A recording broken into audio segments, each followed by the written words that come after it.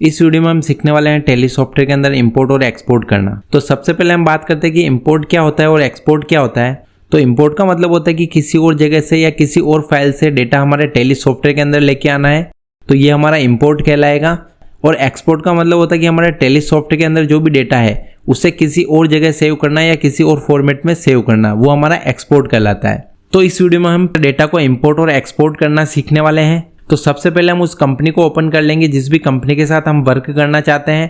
तो सबसे पहले हम यहाँ पे सेलेक्ट कंपनी में जाएंगे। उसके बाद सबसे फर्स्ट कंपनी आ रही A1 मोबाइल, तो इस कंपनी को हम ओपन कर लेते हैं। उसके बाद सबसे पहले हमें डेटा को एक्सपोर्ट करना होगा। एक्सपोर्ट करने के लिए हमें डिस्प्ले ऑप्शन पे जाना होगा, यहाँ पे हम एंटर की प्रेस करते हैं। उसके बाद हम यहाँ पे डे बुक ऑप्शन पे एंटर की प्रेस करते हैं।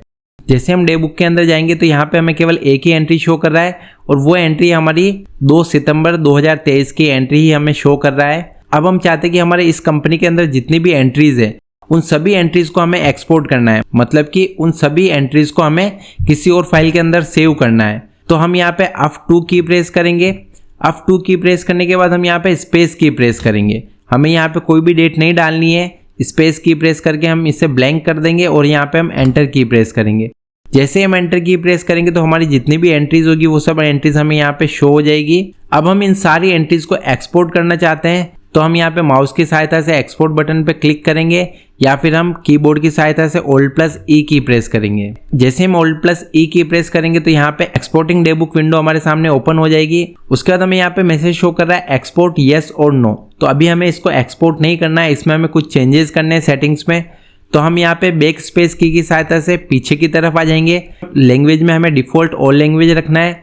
उसके बाद फॉर्मेट, अब हमें किस फॉर्मेट में इसको एक्सपोर्ट करना है, तो उसके लिए हमें यहाँ से फॉर्मेट को सेलेक्ट करना होगा। तो हम यहाँ पे XML डेटा इंटरचेंज फॉर्मेट को सेलेक्ट कर लेते हैं। उसके बाद यहाँ पे हमें शो कर रहा है एक्सपोर्ट लोकेशन, किस लोकेशन पे हमें इसको एक्सपोर्ट करना है या सेव करना है। तो यहाँ पे हम इस लोकेशन में कुछ भी चेंजेस नहीं करते हैं। यहाँ पे हम सी ड्राइव के अंदर प्रोग्राम फाइल, उसके अंदर टैली और टैली ERP9 फोल्डर के अंदर हम इसको एक्सपोर्ट करना चाहते हैं। तो हम यहाँ पे कुछ भी चेंजेस नहीं करेंगे। उसके बाद एंटर की प्रेस करते हैं।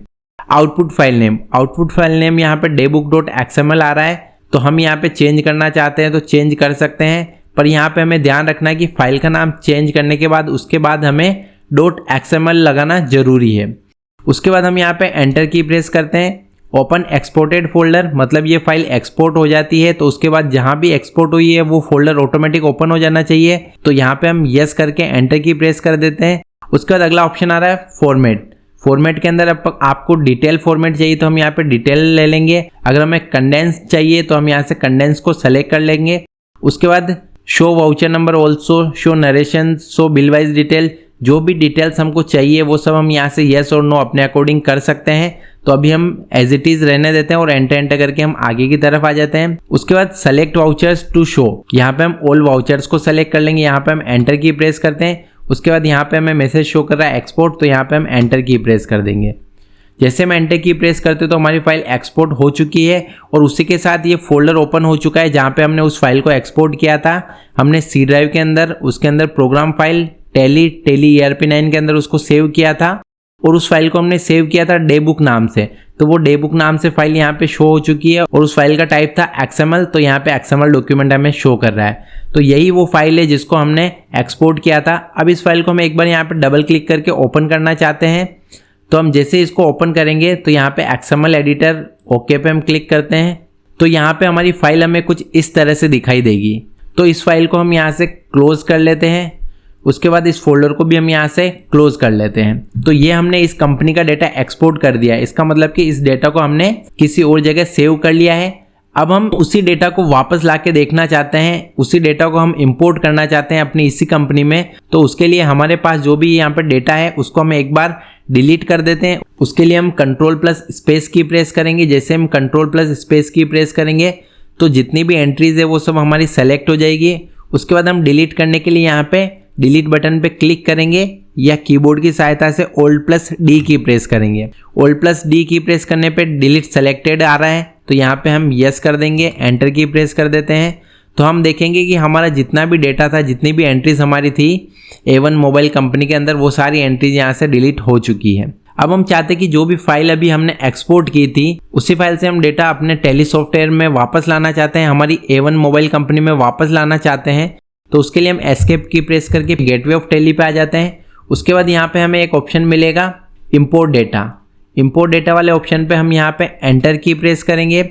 उसके बाद सबसे फर्स्ट ऑप्शन आ रहा है हमारे पास मास्टर्स। मास्टर्स के अंदर हमारी सारी एंट्रीज जितनी भी होगी, जिस भी टाइप की एंट्रीज होगी, वो सब हमारी वापस से टेली सॉफ्टवेयर के अंदर आ जाएगी। तो हम यहाँ पे मास्टर्स पे जाके एंटर की प्रेस करते हैं। उसके बाद यहाँ पे इंपोर्ट मास्टर और यहाँ पे लिखा हुआ आ रहा है only Tally XML format is supported. इसका मतलब है कि केवल आप XML फाइल फॉर्मेट को ही यहाँ पे इंपोर्ट कर सकते हो।